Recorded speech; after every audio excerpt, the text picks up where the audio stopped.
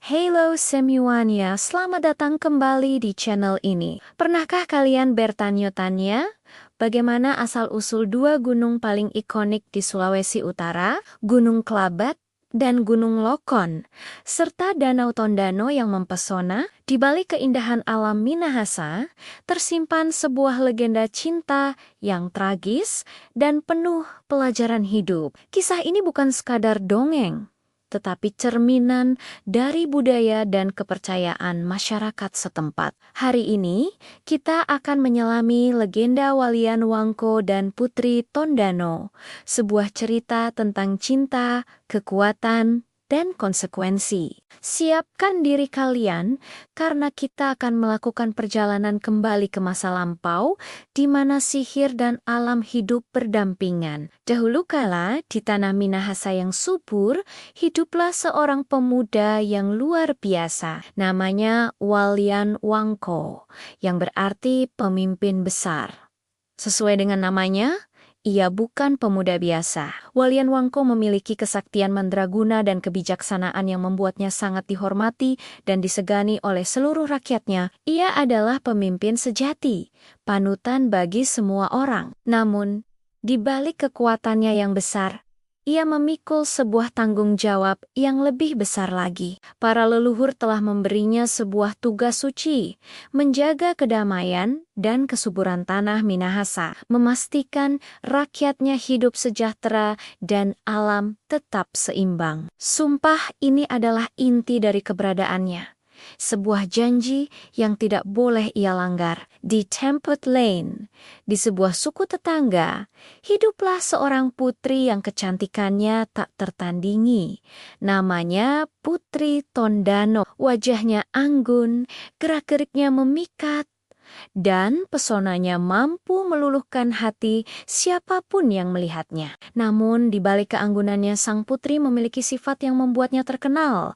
Ia keras kepala dan seringkali tidak peduli dengan aturan adat. Ia merasa aturan-aturan itu mengekang kebebasannya. Putri Tondano adalah sosok yang bebas, berani, dan terkadang sedikit pemberontak. Ia percaya bahwa hatinya adalah satu-satunya panduan yang perlu ia ikuti, tanpa memikirkan tradisi atau nasihat para tetua. Dua pribadi yang sangat berbeda, sang penjaga tradisi dan sang pemberontak. Takdir, dengan caranya yang misterius, akan segera mempertemukan mereka dalam sebuah pusaran cinta yang akan mengubah segalanya. Seperti yang sudah bisa ditebak, takdir mempertemukan Walian Wangko dan Putri Tondano. Pertemuan itu langsung menyalakan api cinta di antara keduanya. Walian Wangko, sang pemimpin yang bijaksana, terpesona oleh kecantikan dan semangat bebas Putri Tondano. Di sisi lain, Putri Tondano yang keras kepala, luluh oleh karisma dan kekuatan sang pemimpin besar. Mereka saling jatuh cinta dengan begitu dalam, merasa bahwa mereka adalah belahan jiwa yang telah ditakdirkan untuk bersama. Namun, dunia tidak selalu seindah impian. Cinta mereka yang terasa begitu murni dan kuat, ternyata adalah cinta yang terlarang. Para tetua adat dari kedua suku dengan tegas menentang hubungan mereka. Mengapa? Alasannya sangat mendasar dan krusial. Walian Wangko terikat oleh sumpah suci leluhurnya. Ia adalah penjaga tanah Minahasa. Tugasnya menuntut dedikasi penuh dan kepatuhan mutlak pada aturan alam dan adat. Menikahi seorang wanita, apalagi wanita seperti Putri Tondano yang dikenal tidak menghormati adat, dianggap akan melemahkan fokus dan kekuatannya. Para tetua khawatir cinta akan membutakan Walian Wangko dan membuatnya lupa akan tanggung jawab besarnya. Ikatan cinta ini dianggap sebagai ancaman bagi keseimbangan dan kedamaian seluruh negeri. Larangan itu pun dijatuhkan. Cinta mereka tidak direstui. Meskipun larangan telah diumumkan, api cinta di hati Walian Wangko dan Putri Tondano tidak padam, malah semakin membara. Mereka menolak untuk dipisahkan. Diam-diam, Di bawah naungan malam dan jauh dari mata para tetua, mereka terus bertemu. Setiap pertemuan rahasia semakin memperkuat ikatan mereka. Suatu malam, dalam sebuah pertemuan rahasia, Putri Tondano yang selalu ingin tantangan menatap Walian Wangko. Ia berkata, "Jika cintamu padaku memang sebesar yang kau katakan, buktikanlah, lakukan sesuatu yang spektakuler, sesuatu yang belum pernah dilakukan siapapun sebelumnya. Ciptakan sebuah monumen abadi untuk cinta kita."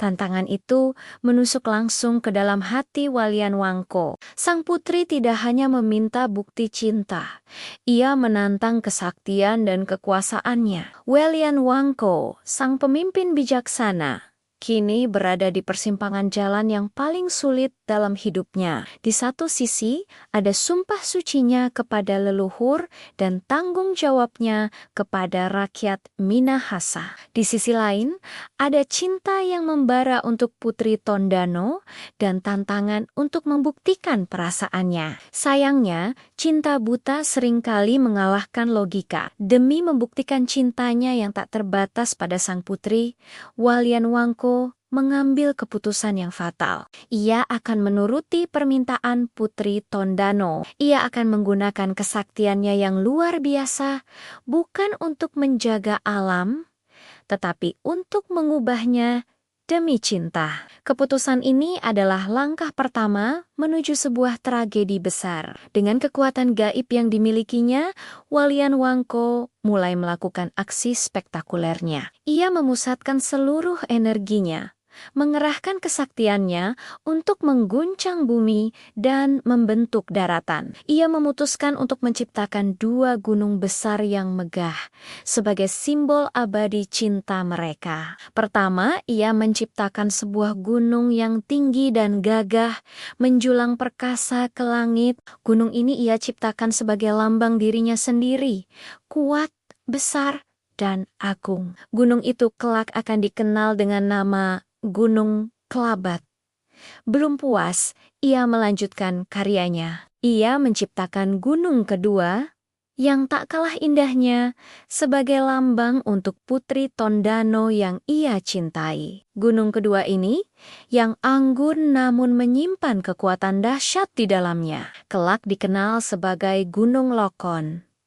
Dua gunung itu berdiri berdampingan, sebuah monumen cinta yang diciptakan dengan kekuatan magis. Walian Wangko merasa bangga. Ia telah membuktikan cintanya, namun ia tidak menyadari bahwa tindakannya itu telah melanggar batas. Ia telah mengganggu keseimbangan alam dan mengkhianati sumpah suci yang diembannya. Langit yang tadinya cerah seketika menjadi gelap. Angin bertiup kencang dan bumi mulai bergetar. Tindakan Walian Wangko menciptakan dua gunung dari ketiadaan telah merusak tatanan alam yang harmonis. Para roh leluhur dan dewa penjaga alam murka. Mereka melihat Walian Wangko telah menyalahgunakan anugerah kesaktiannya. Kekuatan yang seharusnya digunakan untuk melindungi. Kini, ia pakai untuk kepentingan pribadi, untuk memuaskan ego dan cinta buta. Pengkhianatan terhadap sumpahnya tidak bisa dimaafkan. Alam pun menunjukkan kemarahannya. Gempa bumi yang dahsyat, yang belum pernah terjadi sebelumnya, mengguncang seluruh tanah Minahasa. Tanah di antara Gunung Kelabat dan Gunung Lokon. Tempat Walian Wangko dan Putri Tondano berdiri memandangi karya mereka, mulai retak dan terbelah. Retakan itu semakin membesar, menciptakan sebuah jurang yang sangat dalam dan luas. Tanah di bawah kaki mereka amblas dengan cepat. Walian Wangko dan Putri Tondano yang terkejut dan panik tidak memiliki waktu untuk melarikan diri. Mereka terperangkap dalam bencana yang mereka ciptakan sendiri. Saat tanah itu ambles, air dari sanggai-sanggai di sekitarnya dan mata air dari dalam bumi mengalir deras, mengisi cekungan raksasa itu dengan kecepatan yang mengerikan. Air bah itu menelan segala yang ada di jalurnya. Walian Wangko dan Putri Tondano, dua insan yang saling mencintai itu, tak bisa berbuat apa-apa. Mereka ditelan oleh air yang bergolak dan tenggelam bersama di dasar cekungan yang baru terbentuk itu. Kisah cinta mereka berakhir tragis di sana. Cekungan raksasa yang menenggelamkan pasangan kekasih itu kemudian terisi penuh oleh air, membentuk sebuah danau yang luas dan indah. Danau inilah yang hingga hari ini kita kenal sebagai Danau Tondano. Keindahan danau ini menyimpan sebuah pengingat abadi tentang sebuah tragedi. Legenda mengatakan danau ini adalah air mata alam atas cinta yang melanggar aturan dan sumpah yang dikhianati. Sementara itu, Gunung Kelabat dan Gunung Lokon tetap berdiri kokoh hingga sekarang. Keduanya menjadi saksi bisu kisah cinta tragis antara Walian Wangko dan Putri Tondano. Satu gunung melambangkan kekuatan seorang pemimpin dan gunung lainnya melambangkan kecantikan seorang putri. Keduanya dipisahkan oleh danau yang lahir dari konsekuensi perbuatan mereka. Jadi, apa pesan moral yang bisa kita petik dari legenda Walian Wangko dan Putri Tondano? Kisah ini lebih dari sekadar cerita asal-usul gunung dan danau. Ini adalah pengingat yang kuat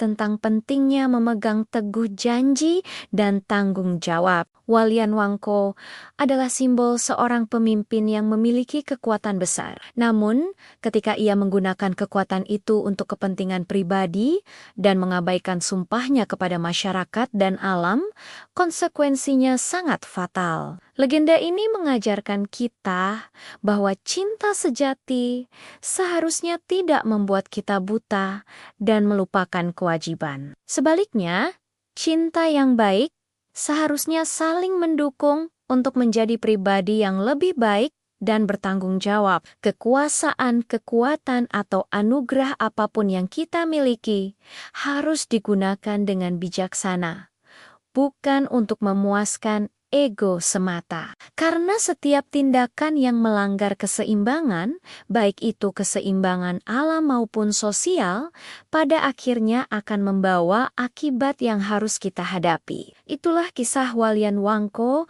dan Putri Tondano, sebuah legenda yang membentuk lanskap indah Minahasa. Setiap kali kita memandang gagahnya Gunung Kelabat, anggunnya Gunung Lokon, dan tenangnya Danau Tondano, kita bisa mengingat cerita di baliknya. Cerita tentang cinta yang dahsyat, sumpah yang agung, dan sebuah pelajaran abadi.